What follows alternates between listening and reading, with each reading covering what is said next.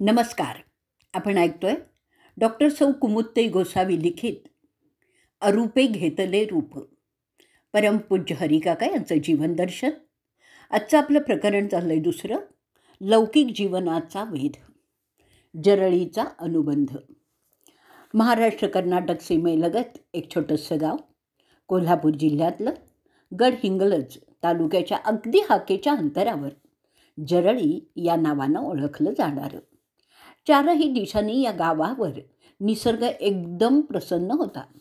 साथीला हिरण्यकेशीचं विस्तीर्ण पात्र, तिचा खळखळणारा प्रवाह, तिच्या किनाऱ्यावरील वृक्षराजींच्या सळसळणाऱ्या सुरात सूरच धरणारा, त्यांच्याशीच हितगूज करणारा.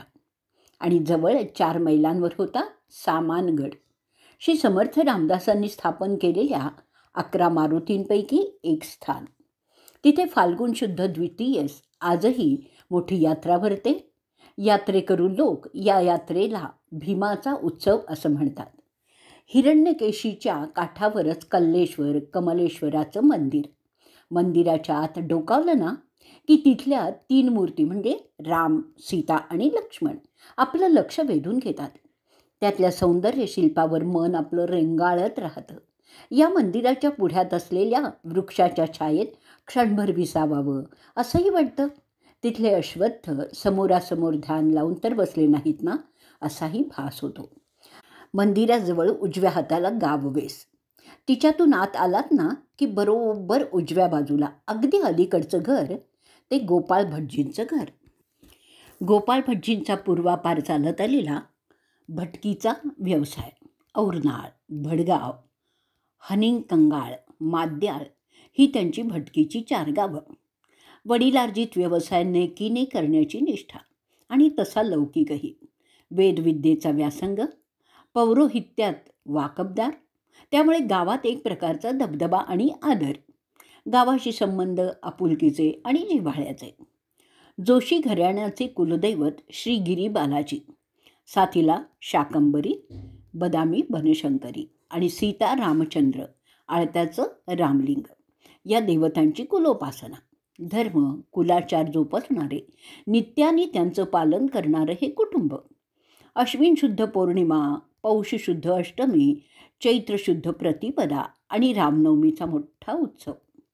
या कुलाचारांच्या निमित्त जोशीवाडा आप्त स्वकीयांनी फुलूनच जायचा. या निमित्ताने गोडधोड खायला मिळणार म्हणून घरातल्या बालगोपालांना आनंद व्हायचा. त्यांच्यासाठी तर ती एक मोठी पर्वणीच असायची. अशा या कुलाचाराबरोबर अनंत चतुर्दशीचं व्रतही परंपरेने आज तागायत या घरी चालूच आहे.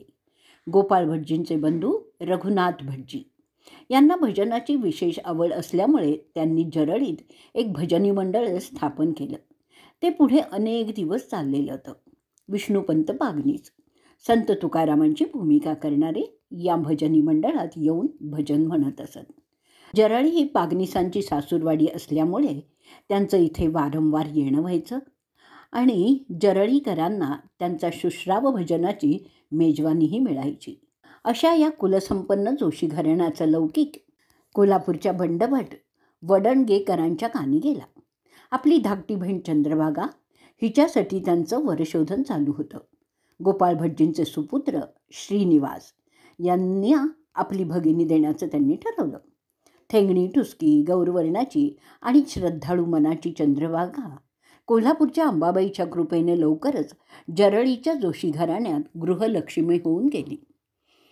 करवीर नगरवासिनी ही सुकन्या हिरण्यकेशीच्या कोंदणात वसलेल्या जरळी ग्रामवासियांची सून म्हणून होणाऱ्या कोड कौतुकांनी मोहरून गेली आणि बघता बघता ती हिरण्यकेशीच्या अवखळ प्रवाहाशी समरस होऊन जोशी घराण्याच्या रीतीभातीतही सामावून गेली. रखुमाईच्या कुशीत रखुमाईने माहेरच्या सुसंस्काराच्या शिदोरी समवेतच संत महंतांचे कृपा आशीर्वाद आणले होते. असं सांगतात की माहेरी असताना ही भावभोळी रखमाई एकदा श्रीकृष्ण सरस्वती म्हणजे ज्यांना कुंभारगलीचे दत्त महाराज म्हणून कोल्हापूरकर ओळखतात ते यांच्या दर्शनाला गेली असताना त्या महाराजांनी अकल्पितपणे या साध्वीच्या कपाळावरील कुंकू पुसलं आणि सांगितलं, पुढे तुझं हे सौभाग्याचं लेणं जरी लोपणार असलं तरी तुझ्या पोटी श्री दत्ताचाच अंश जन्माला येणार आहे, असं म्हणून त्यांनी रखमाईच्या ओट्यात भाकरीचा प्रसाद घातला. कालांतराने रखमाईची कूस उजवली. तिला 4 पुत्र आणि 2 कन्या अशा 6 अपत्यांची आई होण्याचं भाग्य लाभलं. सर्वात थोरला मुलगा चिंतोपंत हे पुढे कडगाव इथे दत्तक गेले. दुसरा मुलगा विष्णुपंत हे जरळी येथे मूळ घराण्यात राहिले. 3ऱ्या क्रमांकाचे गोपाळराव हेही पुढे तेरणी इथे दत्तक गेले. यात सच्शील मातेने 4थ्या पुत्रास जरळी इथे मार्गशीर्ष शुद्ध सप्तमी शके 1816 म्हणजेच 1894 साली जन्म झालेला आहे. त्याचं नाव तिच्या अंतरीच्या विशुद्ध हरिभक्तीच्या कोंदणात हरी म्हणून कोरलं गेलं. धोंडूबाई आणि अंबाबाई या 2 मुलींच्या नावात ते मिसळून गेलं. पुत्र सुखाचा निर्भेळ अनुपम आनंद रखमाबाई अधिक कालमुक्तपणे लुटू शकल्या नाहीत. त्यांचा लाडका हरी कुशीत असताना, आईच्या दुधातील अमृत त्याच्या ओठी असतानाच, बालहरी अवघ्या 10-11 महिन्याचा असताना त्याचं पितृछत्र निष्ठुर नियतीने काढून नेलं. रखमाईच्या वाट्याला वैधव्य आलं. ती पतिविरहाच्या व्यथेने कितीही होरपळून निघाली असली तरी तिच्या मांडीवरल्या बालहरीच्या सुकलेल्या ओठांना ती थोडीच आकाशा एवढं दुःख टेकू शकणार होती. पाझरणारा पाना थांबवू का शकणार होती. वाहणाऱ्या उष्ण अश्रूंबरोबरच तिला हे दुःखाचे निखारे चिमुकल्या हरीसाठी गिळून टाकावे लागले. त्याला कुशीत घ्यावंच लागलं. असं सांगतात की एकदा आईच्या कुशीत शिरलेल्या या बालहरीने स्तनपान करायचं सोडून आईच्या रित्या कपाळाकडे बोट दाखवीत एकच आकांत मांडला. घरातल्या साऱ्यांना कोड्यातच टाकलं. बिचारी रखुमाई काळजीने अधिकच खिन्न झाली. बाळाचं रडणं थांबेल यासाठी ती नाना उपाय शोधू लागली. पण काही केल्या बाळाच्या तोंडात तीळ भिजेना आणि ते आईच्या दुधाने आपले ओठ ओलेही करेना. शेवटी आजीबाईंची युक्ती कामी आली. तिने रखमाईला म्हणजे सुनेला सांगितलं, अगं तुझ्या कपाळावरच्या ठसठशीत कुंकवाचा टिळा बघत बघत स्तनपान करायची बाळाची नित्याची सवय. आज ती जागा रिकामी बघून बाळाने हा असा गोंधळ घातलेला दिसतोय. लेकरू असं किती दिवस आणि किती वेळ उपाशी ठेवणार ग. तू तर पुत्रवती आहेस, म्हणजेच अखंड सौभाग्यवती आहेस. तेव्हा लावून घे कुंकू आणि ओलावा दे त्याच्या कोरड्या पडलेल्या ओठांना. भुकेने व्याकुळ झालेल्या तहानुल्याला आधी शांत कर बघू. सासूबाईंच्या या अजब उद्गारांनी रखमाईचं अंतःकरण संमिश्र भावनांनी भरून आलं. मांडीवरच्या लहानग्या बाळासाठी तिला संस्काराचं परंपराचं गाठोडं झोकून द्यावं लागलं. फुटलेल्या पानाने तिला हे दिव्य करायला भाग पाडलं. आणि आश्चर्य काय झालं माहिती आहे, आईच्या भाळावरील तो खुणेचा कुमकुम तिलक बघताच बाळाने स्तनाला तोंड लावलं आणि बाळ पूर्ववत स्तनपान करू लागला. बाळाचा हा अजब हट्ट पुरवताना आई रखुमाईच्या डोळ्यात वाहणाऱ्या गंगा यमुनांचा संगम बाळाच्या काळ्याभोर जावळात जर झाला असेल तर त्यात नवल ते कसलं. पतिवियोगाच्या दुःखाश्रूंबरोबरच बाळाच्या आकांताने भेदरून गेलेल्या त्या माऊलीच्या त्याला दुग्धपान करताना अंतरी उसळलेल्या आनंद लहरीतले जलबिंदू त्याच्यात मिसळले. त्या उबदार जलसिंचनानंच बाळाचा शिणला भागला देह पुलकित झाला. आईच्या अंतरीच्या ओलाव्याने बाळाचं संगोपन व्हायला लागलं. असं असलं तरी संसाराच्या अर्धवट मोडलेल्या डावाचं दुःख या मायमाऊलीच्या उरी उसळतच होतं. त्यामुळे नित्य पाझरणारा पानाही कधी कधी रुसायचा. अशा वेळी मोठ्या सुनेने म्हणजे जानकीने, चिंतोपंत यांची पत्नी, बाळाला आपल्या कुशीत घेऊन स्वतःची तहानी कृष्णा हिला दूर सारून त्याची भूक भागवावी, त्याला जीवापाड पाजावं आणि जपावंही, त्याचं कोडकौतुक करावं. आणि साहजिकच बाळाला तिचा चांगलाच लळा लागला. कलेकलेने वाढणाऱ्या चंद्राप्रमाणे बाळ कधी आई रखमाईच्या कुशीत तर कधी वहिनी जानकीबाईच्या कुशीत वाढायला लागला. जानकीबाईंचा हा लळा पुढे तिच्या अंतापर्यंत टिकला. हरिबाळाकडूनही पुढे त्यात कधीही काहीही फरक पडला नाही. हरीला जसं कळायला लागलं तसं त्याच्या विक्षिप्तपणाने घरातल्या सर्वांना भंडावून सोडलं. नदीवर पोहायला म्हणून जायचं. खूप पाणी असलं तरी पाण्यात खूप खोलवर जाऊन डुंबायचं. बरोबरची बालगोपालांची झुंबड मोठमोठ्यांदा ओरडत सुटायची, हरी बुडाला, हरी बुडाला. मग हळूच वर येऊन त्यांना म्हणायचं, कुठे बुडला रे हरी, हा काय इथेच तर आहे. एकदा नदीला पूर आलेला असतानाची ही तऱ्हा. बरोबरचे सवंगडी घाबरून जाऊन मोठ्या माणसांना सांगण्यासाठी धावत सुटले. काही जण धावून येताच त्यांनी हरीला ओरडून साद घातली, तर पाण्याबाहेर येऊन त्यांच्यापैकी एकाच्या हाताला धरून हरीने त्यांनाच पाण्यात ओढलं. सर्वजण चांगलेच हादरले, रागवायला लागले. तर एक उसळी मारून दोघांसह वर येऊन हसत सुटलेल्या या मुलाला रागवावं की हसावं हेच मुळी तिथे जमलेल्या लोकांना काही कळेना. बरं, घरी म्हटलं तर वडील बंधू चिंतोपंत यांचा करडा स्वभाव असल्यामुळे चांगलाच धाक. परंतु हरीनी त्यावरही मात करावी हे तर नित्याचंच होऊन बसलंय. टिपऱ्या खेळण्याचा आणि सोंगट्या खेळण्याचा हरीला चांगलाच नाद होता. सोंगट्या खेळताना खूप भांडणं व्हायची. दान आपल्या बाजूनी पडलं नाही की त्याचा मूळचा तापटपणा वर उफाळून यायचा. त्यामुळे अनेक वेळा या खेळाचा शेवट भांडणांनीच होत असे. त्या मानाने टिपऱ्यांचा खेळ जरी कमी वादाचा ठरायचा. पाण्यात डुंबण्याचा तसाच झाडावर चढण्याचाही एक अजब छंद हरीला जडलेला होता. खोड्या करून उंच झाडावर चढून बसलं की आपोआपच कुणालाच सापडणार नाही, त्यामुळे मार चुकेल ही बालमनाची अटकळ असलीच पाहिजे. बरं, झाडावर चढायचं तेही साधं सरळपणे नाही, तर झाडाच्या अगदी लहान सहान फांद्यांवर जायचं. शेवग्याच्या अगदी बारीक फांदीला लोंबकाळायचं आणि झोके घ्यायचे. त्यामुळे झाडाखाली उभं राहून बघणाऱ्याला घरातल्या लहान मुलांचा जीव उडूनच जायचा. त्यांनी घरातनं आईला आजीला बोलावून आणायचं. त्यांनी विनवण्या केल्यावरच स्वारी खाली उतरायची. शाळेत असताना दुसऱ्या वर्गात असलेला हरी जेव्हा तिसऱ्या चौथ्या वर्गातील मुलांचा अभ्यास करून घ्यायचा, तेव्हा मात्र घरातल्या लोकांना आपला हरी नुसताच खोडकर नाही तर चाणाक्षही आहे असं जाणवायचं. रागाचा पारा आपोआप खाली यायचा. मात्र वर्गात गुरुजींना हरीने विचारलेल्या मार्मिक प्रश्नांना उत्तर देताना मुश्किल व्हायचं. तो मुलांना सांगायचा की आधी खूप अभ्यास करा आणि परीक्षेला जाताना निरगुडीची पानं खिशात ठेवा, म्हणजे पास होता येतं. मुलांना, विशेषतः त्याच्या जवळच्या मित्रांना प्रथम ते खोटं वाटायचं, पण बघूया तरी काय होतंय असं म्हणून त्यांनी हरीचं ऐकावं आणि परीक्षेचा निकाल अनुकूल लागला की हरीचं म्हणणं खरं झाल्याने आनंदून जावं. हरीची आपण उगीचच तर उडवतो असं त्यांना वाटत राहावं. हरीला मात्र त्याची कसलीच क्षिती नव्हती. रीतिरिवाजाप्रमाणे हरीच्या वयाच्या 8व्या वर्षी व्रतबंधनाचा सोहळा साजरा झाला.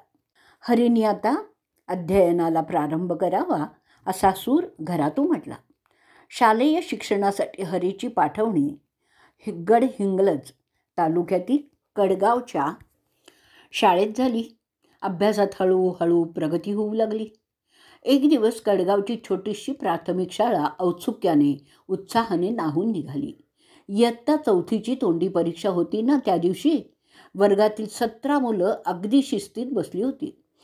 आपल्याला आता काय विचारलं जाईल तोंडी परीक्षेत, या भीतीयुक्त विचारांवर त्यांची बालमनं हेलकावे घेत होती. परीक्षकांची वाट पाहत होती. तोच गावातल्या पाटील कुलकर्ण्यांसह शिक्षणाधिकारी रावसाहेब अण्णासाहेब लठ्ठे यांनी वर्गात प्रवेश केला. मुलांची दृष्टी आलेल्या नवीन पाहुण्यांवर खेळली. काही काळ ती तिथेच स्थिरावली. अण्णासाहेबांनी मुलांच्या भांबावलेल्या नजरेंचा वेध घेत त्यांना प्रश्न केला, काय रे मुलांनो, या गावचे पाटील कुलकर्णी लाच घेतात का? मुलं गोंधळली. परस्परांशी डोळ्यांच्या भाषेत बोलायला लागली. परंतु उठून उत्तर देणं तर क्रमप्राप्तच होतं. पाळीपाळीने एक एक जण उभं राहून अनुत्तरित प्रश्नाचं ओझं घेऊन खाली बसत होता. बघता बघता 16 मुलांनी हा उठबशांचा खेळ खेळला. 17व्याची पाळी आली. त्यांनी उभं राहून ताडकन उत्तर दिलं, हा प्रश्न शाळेच्या संदर्भातला नसताना तुम्ही तो आम्हाला का विचारता? या अनपेक्षित उत्तराने साहेबांचा पारा चढला. त्यांनी हुकूम फरमावला, या उद्धट मुलाला नापास करा. रागाने त्याच्याकडे बघत त्यांनी विचारलं, काय रे, तुझी जात कोणती? मानव जात उत्तर होतं. केवळ 10 वर्षाचा हा मुलगा एवढ्यावरच थांबला नाही, तर त्यांनी साहेबांनाच प्रतिप्रश्न केला, तुमची जात कोणती? जैन. जैन ही काय जात आहे? मग काय आहे? ज्याला जात आणि धर्म यातला भेद कळत नाही त्याने आमची काय परीक्षा घ्यावी?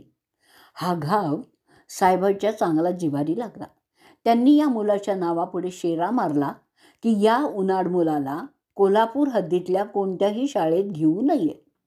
या मुलाने शाळे शिक्षणाला इथेच रामराम ठोकला. पाटी दप्तर घेऊन धूम ठोकण्यापूर्वी या अजब विद्यार्थ्याने आणखीन एक उपक्रम केला. लठ्ठे साहेबांनी ज्या त्याच्या डायरीत त्याच्या नावाची नोंद करून घेतली होती ती डायरीज त्यांनी साहेबांना मागितली.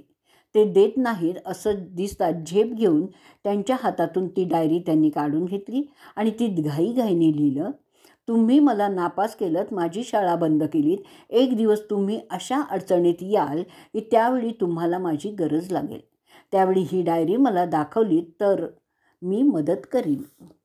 हिसकावून घेतलेली डायरी साहेबांच्या हाती देत स्वारी वायुवेगानं तिथून पसार झाली आणि ती थेट जरळीला येऊन पोचली. तिथेही स्वतःच्या घरी न जाता ओळखीच्या लोकांकडे जाऊन त्यांना, आज मी तुमच्याकडे जेवणार आहे असं एकेकांना सांगून त्यांनी 2-3 दिवस काढले. शेवटी थोरल्या भावाला काही राहवलं नाही.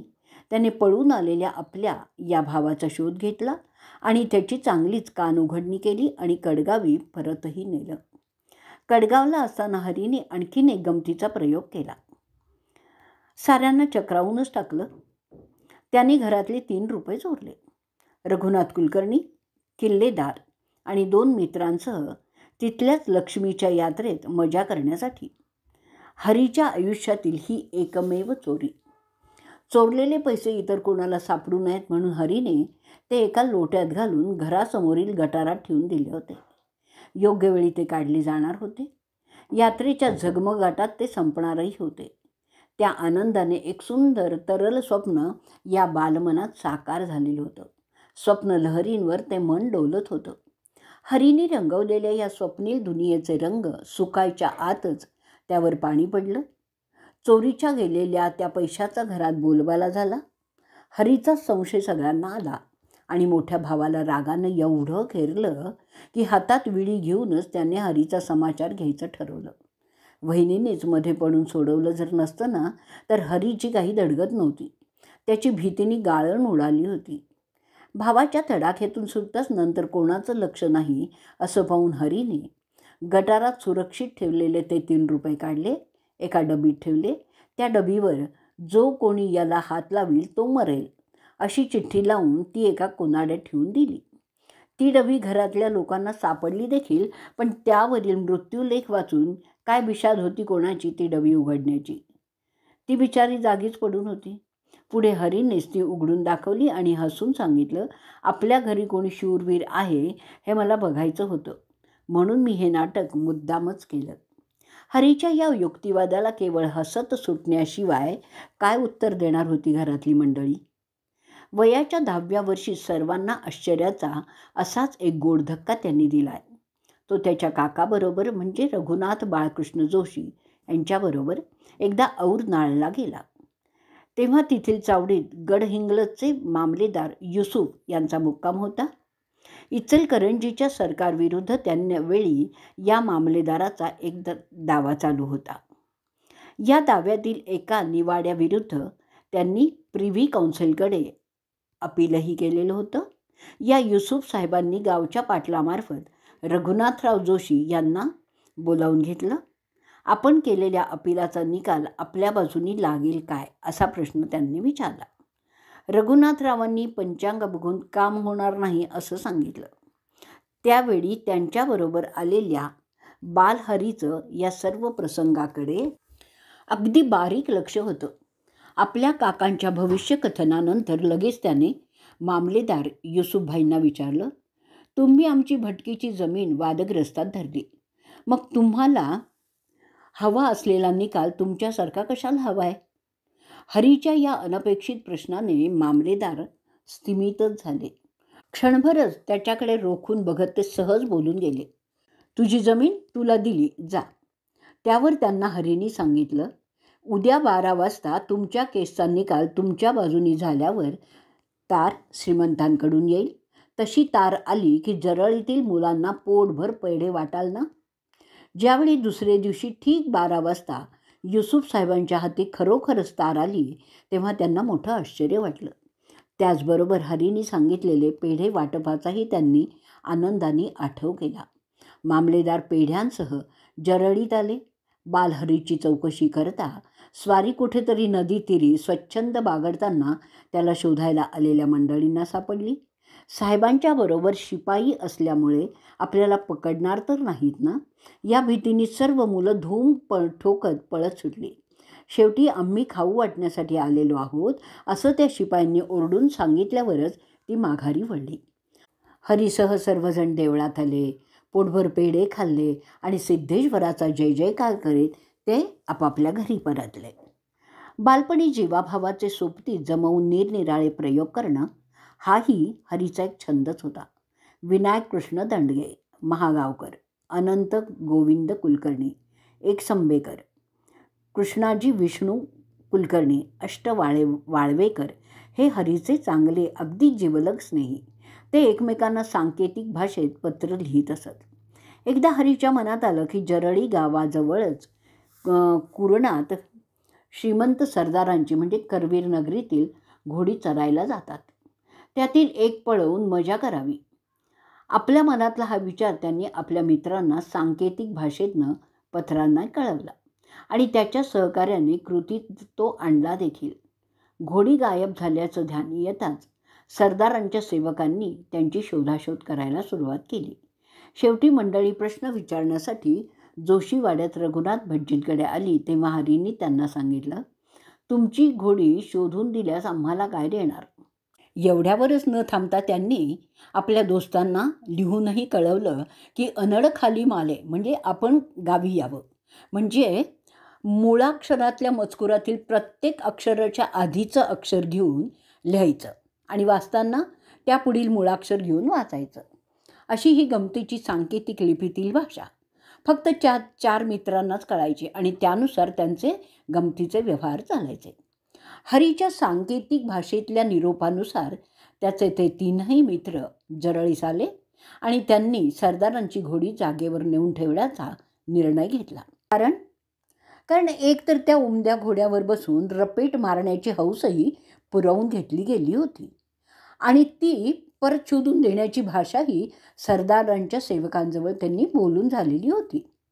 याप्रमाणे हरीने आपल्या खास सोबत्यांसह असे गमतीचे डाव एवढ्या कौशल्याने खेळावेत की त्यांचा इतरांचाच काय परंतु घरातल्या मंडळींनाही सहसा सुगावा लागत नसे. कोल्हापुरात आजोळी आल्यानंतर हरीने नेहमीच श्रीमंत छत्रपती शाहू महाराजांच्या वाड्यावर खेळायला जावं. वेगवेगळे व्यायाम प्रकार शिकून आत्मसात करावेत. त्यांच्या अचूक प्रात्यक्षिकांनी सर्वांचंच लक्ष वेधून घ्यावं, कौतुकाला पात्र बनावं. हरीचे आजोबा, आईचे वडील राजे मामलेदार यांच्या घरी पूजेस जात असत आणि त्यांच्या मुलांच्या बरोबर हरीही राजवाड्यात जायचा. त्यामुळे त्यांना वाड्यावर जाण्याचीही मुभा होती. आपलेपणाने तिथे वावरण्याची सोयही होती. त्यामुळे श्रीमंत शाहू महाराजांशी त्यांची चांगलीच जान पहिचान होती. श्रीमंत शाहू महाराजांनी ज्यावेळी त्या काळात गडहिंग्लज पेट्याला भेट दिली त्यावेळी ते तिकडे जाताना जरळीहूनच गेले होते. हरींनी त्यांना डांगर भाकरी नेऊन देऊन त्यांचं आपल्या गावी स्वागत केलं. महाराजांना ह्याचं मोठं कौतुक वाटलं. त्यांनी मोठ्या प्रेमाने त्या डांगर भाकरीचा आस्वाद घेतला. विदुराच्या कण्यांप्रमाणे त्यांना त्या डांगर भाकरीची गोडी विशेष वाटली. पुढे ज्या वेळी हरीची आणि शाहू महाराजांची गाठ पडत असे त्यावेळी ते हरीला म्हणायचे, स्वामी. हरीचे आजोबा पूजाच्या करीत असत म्हणून त्यांना आणि त्यांच्या गोतावळ्यातल्या व्यक्तींना स्वामी म्हणण्याचा प्रघात त्यावेळी होता. मला ते तसलं डांगर आणून दे ना. हरीनेही या मागणीचा आनंदाने स्वीकार करावा आणि त्यांना तसलं डांगर आदराने आपुलकीने वारंवार नेऊन द्यावं. मात्र केवळ अंतरेच्या जिव्हाळ्याशिवाय हरीने या नितळ प्रेमाच्या प्रयोगाच्या मोबदल्यात श्रीमंतांना काहीही मागितलं नाही किंवा त्यांच्या ओळखीचं पुढे कधी स्वार्थासाठी लाभही करून घेतला नाही. शालेय अध्ययन जरी संपवावं लागलं असलं तरी हरीने नुसतंच रिकामं राहून चालणार नव्हतं. वेदाध्ययनाचा घराण्याचा वारसा हा होताच, तेव्हा त्यानेच तो पुढे चालवावा असं त्याच्या वडील बंधूंनी मनाशी ठरवलं आणि हरीचं त्यांनी त्यासाठीच मनही वळवलं. लवकरच वेदाध्ययन करण्यासाठी हरीला वयाच्या 10व्या वर्षीच जरळी सोडून कागलला जावं लागलं. तिथल्या बाळंभटजी सावर्डेकर यांच्या घरी राहून अध्ययन सुरू झालं. कागलला गैबी साहेब यांचा सुप्रसिद्ध दर्गा आहे. तिथे जाऊन हरीने रोज अभिषेक करण्यास सुरुवात केली. तसंच तो या ठिकाणी आठवड्यातून 2-3 दिवस रात्री 12 वाजता जाऊन चंदनाच्या तेलाने कबरीचं मनपूर्वक दीर्घ काळपर्यंत मर्दन करी. आणि ही वार्ता कागलच्या ब्रह्मवृंदांना कळली आणि त्यांनी या बाल पाहुण्याचा चांगलाच समाचार घेतला. पुढे त्याची परिणिती त्यांनी कागल सोडण्यात झाला. हरीला भजनाची तसंच संगीताची आवड लहानपणापासूनच होती. लहानपणी टिपऱ्या खेळताना टिपऱ्यांची गाणी तर पाठ होतीच, परंतु या बालमनाला संगीतानं चांगलीच मोहिनी घातली होती. जरळीच्या भजनी मंडळांनी त्याची ही आवड जोपासली होती. कागलला असताना या संगीताच्या वेढापायी तो कलावंतणीचा संगीत दरबारही कधीकधी गाठायचा. तिथल्या संगीताने डोलत राहायचं, भान हरपायचं, संगीतातल्या विशुद्ध आनंदाने तृप्त होऊन घरी परतायचं, हाच त्याचा कार्यक्रम होता. कागल सोडताना या निर्भेळ आनंदालाही आता त्याला मुकावं लागलेलं होतं. स्वारींची रवानगी कोल्हापूरला झाली. तिथे गंगावेशीत राशीनकरांच्या वाड्याजवळ मामीच्या घरी गंगाबाई वडनेकर यांच्या घरी जाऊन त्याला राहावं लागलं. पुढे मामींनी चिंतोपंतांच्याकडे हरीला दत्त घेण्यासंबंधी प्रस्ताव मांडला. तेव्हा हरीने मामाकडील ज्या 2 मुली अनसुया आणि दुसरी सोनूताईंपैकी सोनूताईशी विवाह होणार असेल तरच दत्तकाला मान्यता देण्यात येईल असं बजावलं. मामींनी अनसुयेसाठीच हट्ट धरला, तेव्हा अनसुयाही पुढे चांगली निघणार नाही असंच भविष्य वर्तवून तिथून स्वारीजी निघून गेली, ती पुन्हा तिथे न राहण्याचा संकल्प करूनच. मामींनी पुष्कळ शोध घेतल्यानंतर तेव्हा स्वारी एका देवाच्या देवळात सापडली. पुढे काही दिवस सीताराम भट हळदीकर यांच्याकडे राहून अध्ययन झालं आणि ते माधुकरी मागूनच. कोल्हापूरच्या बाबू जमालाच्या दर्ग्यावर चौकटीत गणपती आहे. तिथे जाऊन दर्शन घेण्याच्या हरीच्या उपक्रमाने इथेही त्याला अडचणीतच आणलं. लोकांनी तक्रारीला सुरुवात केली. शेवटी कोल्हापूरलाही रामराम ठोकून हरीला इचलकरंजी गाठावं लागलं. याला आणखीनही एक कारण घडलेलं आहे. त्यावेळी कोल्हापुरातल्या बनपुरीवर खुळा बाळू नावाचे एक सत्पुरुष राहत होते. हरी रोज त्यांच्या दर्शनाला जायचा. दर्शनाच्या वेळी उभयतात आध्यात्मिक विषयांवर चर्चा व्हायची. चर्चेच्या वेळी हरी समवेत शंकरभट, वडणगेकर हे असत. थोड्याच दिवसात चिंतोपंत आपल्या धाकट्या भावाच्या शोधात कोल्हापूरला पोचले. कारण मामींचं घर सोडल्याने हरीनी घरी काही कळवलंच नव्हतं. जेव्हा आपल्या या छोट्या बंधुराजाचा सर्व पराक्रम हस्ते परहस्ते त्यांच्यापर्यंत घरी पोचला, त्यावेळी चिंतोपंतांनी धाव घेतली आणि मोठ्या प्रयासानं त्यांनी ही स्वारी हुडकून काढली. ही भरतभेट हरीला मात्र चांगलीच भोवली. ऐकलेल्या प्रतापांनी चिंतोजी पंतांचा क्रोधाग्नी तर उसळलेला होता, शिवाय राजेश्री मामींचं घर सोडून भलतीकडेच राहायला गेल्यामुळे त्यात तर तेल ओतलं गेलं. गावाकडे चल म्हणून बंधूंनी आग्रह धरला. हरीला बंधूसह 2 दिवस मामींच्या घरी काढावेच लागले. 3ऱ्या दिवशी पहाटे चिंतोपंतांना साखेर झोपेत ठेवून त्यांनी इचलकरंजीस पलायन केलं. त्या दिवशी रामनवमी होती. त्या मुहूर्तावर हरीचा वनवास पुन्हा सुरू झाला. विद्यादेवीची नवनवीन मंदिरं तो शोधत होता. इचलकरंजीला आल्यानंतर हरीने तिथल्याच वेधशाळेत नाव नोंदवलं. तसंच दिनकरभटजी ताम्हणकर गुरुजींच्याकडे अध्ययनाला प्रारंभ केला. इथे मात्र या अध्ययनाला 1 वर्षाचा कालावधी लावला. वार लावून शिकावं लागलं. इथेही किती दिवस निभावतील ही चिंता होतीच, कारण वडील बंधूंच्या हातावर तुरी देऊन जरी कोल्हापूर सोडलं असलं तरी आज ना उद्या आपला शोध ते घेतील आणि इथवर पोचतील याची त्याला भीती होती. वास्तविक अध्ययनासाठी शांतता आणि मनाची एकाग्रता मिळवण्याचा हरीचा आटोकाट प्रयत्न चालू होता. ज्या वैदिक परंपरेतलं आपलं मूळ जोशी घराणं, त्या कुळाला शोभेल असं अध्ययन आपल्याकडून व्हावं ही देखील मनोमन तीव्र मनीषा होती. ती बाळगूनच त्यांनी तर खरं घर सोडलं होतं, परंतु नियती काही वेगळाच डाव टाकीत होती. लहानपणी आवडणाऱ्या सोंगट्यांच्या खेळात आपल्या मनासारखा डाव झाला नाही तर भांडून झगडून तो उधळून त्याला लावता येत असे. शिवाय आलेला रुसवा आई आजींच्या लढीवाळ शब्दांनी पळूनही जात होता. आता मात्र मोडलेला डाव स्वतःलाच एका ठिकाणाहून दुसऱ्या ठिकाणी पळून जाऊन मांडावा लागत होता आणि ते किती दिवस टिकतोय आणि केव्हा मोडला जातोय याचा धसका नित्य बाळगावा लागत असे. तरीही अध्ययन मात्र नेटाने चालू ठेवलेलं होतं. रोज पाठशाळेत जाऊन शिकायचं, नवीन धडे गिरवायचे, जिथे वार असेल तिथे जाऊन जेवायचं, गुरुजींच्या घरी येऊन विसावयाचं, असाच नित्यक्रम चालू होता. एवढं साधं सरळ जीवन हरीच्या वाट्याला यावेळी यावं असं जणू दैवाला मंजूरच नव्हतं. आणि त्यामुळेच की काय त्यात विक्षेप निर्माण झाला. हरीची प्रकृती बिघडली, छातीचा त्रास सुरू झाला आणि हळूहळू तो सहनशक्तीपलीकडे गेला. शेवटी इचलकरंजीतल्या सुविख्यात डॉक्टर देसाई यांच्या रुग्णालयात त्याची रवानगी झाली. शस्त्रक्रिया करून घ्यावी लागली.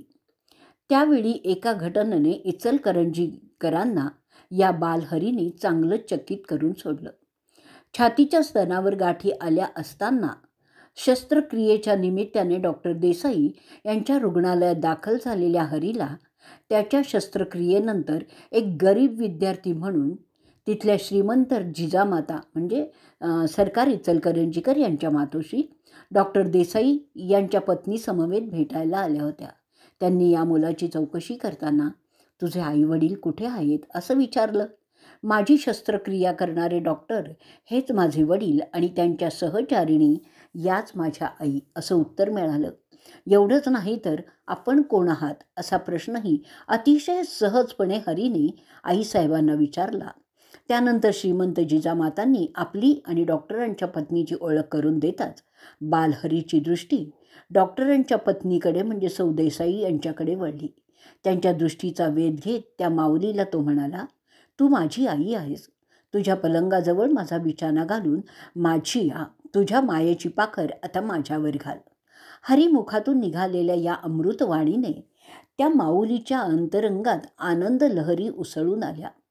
तिच्या श्रद्धाळू मनाने मातृवात्सल्याने दुसऱ्या दिवशी हरीची रवानगी डॉक्टर देसाई यांच्या घरी झाली. श्रद्धाभक्तीच्या फुलवाती जिनी हृदयात तेवत ठेवल्या. बालमुखातून निघालेल्या वाणीने जिच्या आशा पल्लवित झाल्या, मोहरून आल्या, त्या माऊलीने अत्यंत मनोभावे या घरी आलेल्या बालहरीची बाळकृष्ण मानून देखभाल केली. आपल्या पलंगाशेजारी त्याचा बिछाना टाकून त्याची मोठ्या प्रेमाने सेवा केली. कालांतराने बालहरीमुखातून निघालेली वाणी सत्य ठरली आणि डॉक्टर देसाई दाम्पत्यांच्या पुत्रसुखाबरोबरच इचलकरंजीकरांना एक आगळीच प्रचिती येऊन गेली. ज्याची धास्ती हरीने सदैव सावलीसारखी सोबत राखली तिनेच आपलं डोकं पुन्हा वर काढलं. कोल्हापूर सोडल्यापासून चिंतोपंतांना आपल्या या बंधूंबद्दल राग आणि चिंता या दोघांनीही घेरलं होतं. त्याच्या परीने त्यांनी हरीचा तपास चालू ठेवलेलाच होता. त्यातच इचलकरंजीचे विष्णुपंत जोग यांनी जरळीला असलेल्या साडभावाला रामभाऊ गोखले यांना हरीच्या इचलकरंजीतील वास्तव्याची बातमी कळवली. त्यामुळे ती चिंतोपंतांपर्यंत आपोआप पोचली. भावाचा शोध लागल्याचा आनंद एकीकडे तर दुसरीकडे त्यांनी आपल्याला चकाविल्याचा राग उफाळून आलेला अशा द्विधा मनस्थितीत चिंतोपंत इचलकरंजीला आले. हरीची गाठ घेऊन त्याच्यावर गरजले, काय रे लेका, मला फसवून आलास काय? प्रश्न निरुत्तरितच राहिला. या प्रश्नाचं उत्तर दुसऱ्या दिवशी कृतींनी दिलं गेलं. भल्या पहाटे हरी इचलकरंजीहून नरसिंहवाडीला निघून गेला. चिंतोपंतांना पूर्वीप्रमाणेच हातचोळी एकट्यानेच जरळीला परतावं लागलं. कारण काहीच न सांगता निघून गेलेल्या भावाला ते कुठे आणि कसं शोधणार? वाडीला आल्यावर हरीने तिथल्या जीवबा अण्णा उपाध्याय यांच्या घरी काही दिवस वास्तव्य केलं. त्यावेळी वेदमूर्ती श्री टेंबेस्वामी आणि त्यांचे भाऊ सीताराम महाराज यांनी शांकर भाष्य वाचनास आणि निरूपणास सुरुवात केलेली होती. रोज ते ऐकण्याचा नियम हरीने चालवला. अत्यंत एकाग्रतेने ते श्रवण करताना त्यांची काया आनंदाने पुलकित व्हायची. तहान भूक सगळी हरवून जायची.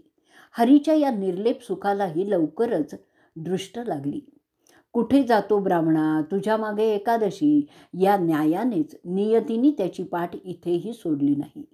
वाडीतल्या वास्तव्याचा सुगावा लागू नये म्हणून त्याने कितीही काळजी घेतली असली तरी शेवटी घडायचं ते घडलंच आणि चिंतोपंतांना वाडीला यावं लागलंच. यावेळी मात्र चिंतोपंत एकटे न येता गोपाळराव देशपांडे, वैद्य मुतनाळकर, माधवराव घाटगे आणि अण्णाप्पा बोगार अशा 4 प्रतिष्ठित मंडळींसमवेत ते वाडीला आले. हरीची आणि त्यांची दृष्टादृष्ट झाली तेव्हा त्यांनी या 5 जणांच्या डोळ्यातील अंगाराची एवढी दहशत घेतली होती की त्याच दिवशी वाडीहून औरवाडला त्याने कशी धूम ठोकली हे कोणाला कळलंच नाही. औरवाडला आल्यावर दीक्षित महाराजांच्याकडे हरी राहायला लागला. आता तरी आपला हा पळापळीचा खेळ थांबवून अध्ययनाला काही वेळ देता येईल असा विचार त्याच्या मनात रुजतो न रुजतो तोच अवघ्या 1.5 महिन्यातच येथील मुक्कामाची चाहूल त्यांच्या थोरल्या भावाला लागली. हे आता नित्याचंच झालं होतं. हरीने एका ठिकाणाहून दुसरीकडे पळ काढावा, घरातल्या साऱ्या लोकांनी काळजीने काळवंडून जावं, आप्त स्वकीयांच्या साह्याने त्याचा शोध जारी ठेवावा. त्यांच्या या प्रयत्नांना एक ना एक दिवस यश यावं आणि त्यांनी हरीच्या मुक्कामाचं ठिकाण गाठावं असा लपंडावच सुरू झाला होता. नित्याप्रमाणे हरीचा औरवाडचा मुक्काम कळताच घरची मंडळी औरवाडला येऊन डेरे दाखल झाली. परंतु यावेळी हरीने आधीच सावधगिरी बाळगलेली होती. घरच्या लोकांच्या येण्यावर त्यांनी पाळत ठेवलेली होती आणि ते तिथे आले आहेत असं समजतात सरळ रेल्वे गाठली आणि स्वारी बेळगावला येऊन थडकली. नवी विट्टी नवं राज्य हा तर नेहमीचा अनुभव. प्रत्येक ठिकाण गाठल्यावर पोटापाण्याची काही ना काहीतरी सोय लावून घेण्यातच हरीचा काळ जायचा. बेळगावी तर मारुतीच्या देवळात राहून पहिले 2 दिवस चणे चुरमुरे यांच्यावर काढावे लागले. तरीही अध्ययनाची ओढ आणि जिद्द ही कायमच होती. तीच त्यांना गावोगाव पळवीत होती. सत्वपरीक्षा चालूच होती. मात्र प्रत्येक वेळी काही ना काही मार्ग गवसतच होता. यावेळीही दैवाने तसाच मार्ग शोधून दिला. बेळगावच्या शंकर भटजी परांजपे यांच्या घरी एक खोली भाड्याने मिळाली. शंकर भटजी यांच्याकडे अध्ययनही चालू झालं. माधुकरी मागून पोटपूजा करायची सवय त्याने यापूर्वीच लावून घेतली होती. त्यामुळे तोही प्रश्न सुटला. जवळजवळ 1 वर्ष तिथे राहून मंत्रसंहिता, पंचसूक्त, पवमान इत्यादींचं अध्ययन करता आलं. बालपणापासूनच हरीला प्रश्न सांगायची भयंकर आवड होती. पूर्वी युसूफ मामलेदारांचा प्रश्न सोडवून त्यांनी आपली जमीन वादातून सोडवली होती. या आवडीचाही बेळगावात उपयोग करून घेता आला. तिथे तो रेसकोर्सच्या बाजूला लष्करी लोकांकडे जाऊन प्रश्न सांगत असे आणि त्याच वेळी पारमार्थिक चर्चाही करीत असे. पुढे एकदा 1909 साली हरीने लष्करात सत्यनारायण महापूजा घडवून आणली. सर्वांना आपल्या हाताने प्रसाद दिला आणि आम्ही जातो अमुच्या गावा, अमुचा राम राम घ्यावा अशा गोड शब्दात बेळगाववासियांचा निरोप घेऊन हरी मायघरी जरळीस परतला. आपणहून घरी परतलेल्या हरीला बघून घरातल्या माय माणसांची मनं तर ममतेने भरूनच आली. आशेची नवी पालवी त्या मनात फुलली. वडीलधाऱ्यांना वाटलं आजवर या मुलाने पायावरील भिंगरीगत भ्रमंती केलेली आहे. आता कुठे पाखरू घरट्यात माघारी येऊन थांबलंय. तर त्याला आता काहीतरी युक्ती करून घरच्या मायेच्या पंखाखाली झाकून ठेवायलाच हवं. पुन्हा पळून जाण्यासाठी त्याचं पाऊल पुढे पडणारच नाही असंच काहीतरी करायला हवं. घरातल्या प्रत्येकाला वाटत होतं की आता हरीने घराच्या उभेतच राहावं, पुढील आयुष्याचं बघावं. आणि मग सर्वांच्या विचारमंथनातून नवनीत बाहेर आलं. हरीला चतुर्भुज करून टाकायचं संमतही झालं. कुर्णीचे किल्लोपंत कुलकर्णी यांची सुकन्या भागीरथी हिच्याबरोबर हरीचा विवाह 1911 दुंडगे मुकामी मोठ्या थाटामाटात संपन्नही झाला.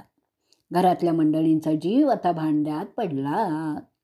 कुटुंबियांचा हा आनंद मात्र फार काळ टिकू शकला नाही. त्याला लवकरच गालबोट लागलं. एवढी 100 गावं हिंडलास आणि काय शिकलास म्हणून जरळीतील 4 लोकांनी हरीला चिडवलं, डिवचलं आणि एका अर्थाने पुन्हा बाहेर पिटाळलं.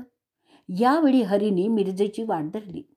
घरच्यांच्या चिंतेत आणखीन एक भली मोठी भर पडली होती. मिरजेला येताच हरीने संस्कृत पाठशाळेत नाव नोंदवलं. तिथल्या प्रभाकर शास्त्री गाडगीळ यांच्याकडे त्याचं 2-3 वर्ष संस्कृतचं अध्ययन झालं. यावेळी मात्र हरीला नशिबाने बरीच साथ दिली. दैनंदिन खर्चासाठी कुरुंदवाडचे अण्णासाहेब सरकार यांच्याकडे वर्षातनं 1 महिना त्रिचाकल्प नमस्कार आणि सौरयुक्त 1200 नमस्कारांची वर्णी सुमारे 3 वर्ष सतत लागली. दररोज 1 रुपया दक्षिणा आणि 2 वेळ जेवण दुधा तुपासहित असायचं. त्यामुळे दिवस निभावूनच जात असे. मिरजेत असताना रामलिंगाच्या मंदिरात पिंपळाच्या झाडाखाली बसून ते जप करीत असत. महामृत्युंजयाची संकल्पित जपसंख्या काहीशी अपूर्ण असतानाच असं सांगतात की 96,000 जपसंख्या पूर्ण झाली होती आणि अवघी 4,000 बाकी उरली होती. जपात खंड पडला. का पडला असावा हा प्रश्न अनुत्तरितच राहिला. मात्र हरीच्या वृत्तीत एकाएकी अनपेक्षित बदल घडून आला. वृत्ती अस्थिर बनली. मनाला यायचं ते लोकांना सांगून त्यांची बोळवण करायचे. अशी साक्ष हरीचे गुरुबंधू दामोदर सीताराम इंगळीकर, जे त्यावेळी मिरजेत होते, ते देतात. या अशा भरकटलेल्या मनस्थितीत मायेच्या माणसातच राहणं योग्य असं जाणून की काय घरच्या मंडळींनी हरीला 1914 साली पुन्हा जरळीला आणलं.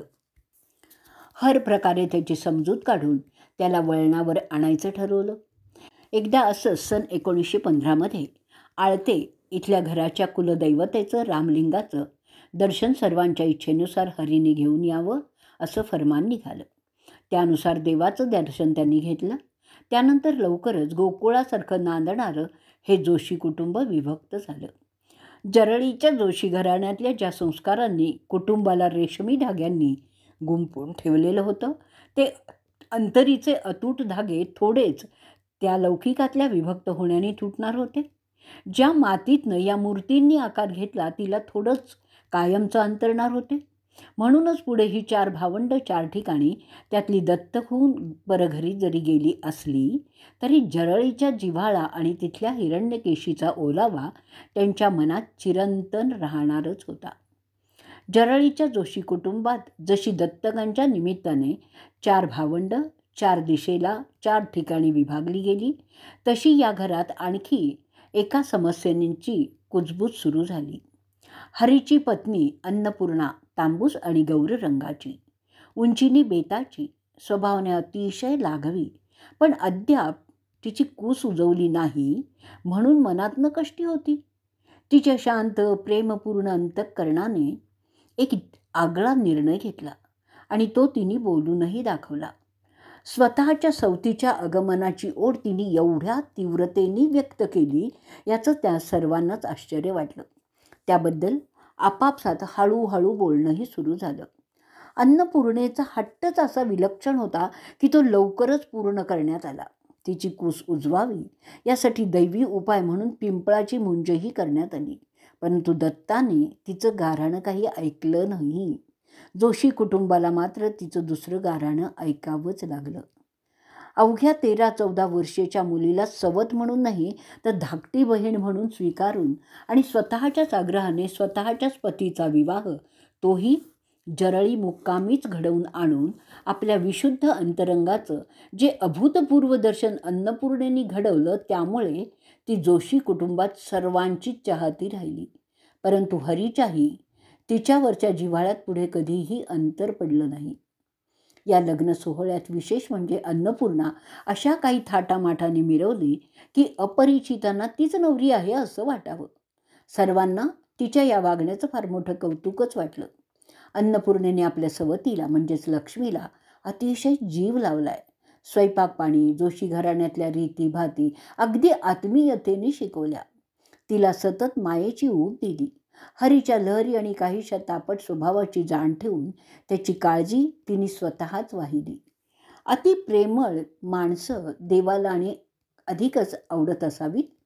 या विवाह सोहळ्यानंतर अवघ्या 10-12 वर्षात क्षयाने खंगून अन्नपूर्णेने या जगाचा निरोप घेतला. तो घेण्यापूर्वी आपल्या पतीला जवळ बोलवून वचन घेतलं होतं की लक्ष्मीला नीट सांभाळावं, जपावं. आजवर माझा तिला आधार होता, पुढेही तिला सुखात ठेवावं. अन्नपूर्णेच्या या आकाशा एवढ्या अंतःकरणाचं कौतुक कोणाला नाही वाटणार. हरीच्या दत्तक विधानासंबंधी त्यांचे वडील बंधू ज्यावेळी बोलू लागले त्यावेळी हरीला आता लवकरच जरळी सोडून, त्याच्या आवडत्या हिरण्यकेशीचा काठ सोडून परगावी जावं लागणार हे जवळजवळ निश्चित झालं होतं. परस्परांच्या ताटातुटीच्या कल्पनेने अंतर तिळतिळ तुटत होतं. आजचा भाग आपण इथे संपवणार आहोत. श्री गुरुदेव दत्त.